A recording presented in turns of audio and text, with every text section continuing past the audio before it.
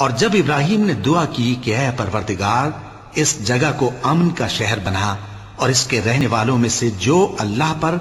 اور روز آخر پر ایمان لائیں ان کے کھانے کو میوے عطا فرما، تو اللہ نے فرمایا کہ جو کافر ہوگا میں اس کو بھی کچھ مدت تک سامان زندگی دوں گا، مگر پھر اس کو عذاب دوزخ کے بھگتنے کے لیے مجبور کر دوں گا، اور وہ بری جگہ ہے۔ اور جب ابراہیم اور اسماعیل بیت اللہ کی بنیادیں اونچی کر رہے تھے تو دعا کیے جاتے تھے کہ اے ہمارے پروردگار ہم سے یہ خدمت قبول فرما، بے شک تو سننے والا ہے، جاننے والا ہے۔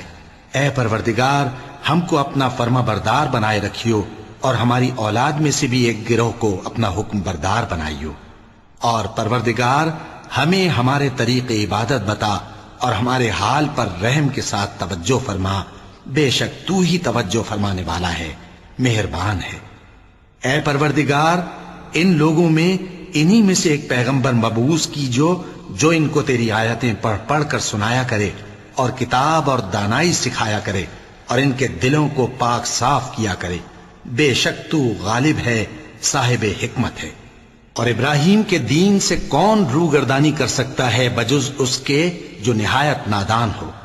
اور ہم نے ان کو دنیا میں بھی منتخب کیا تھا اور آخرت میں بھی وہ نیک لوگوں میں ہوں گے۔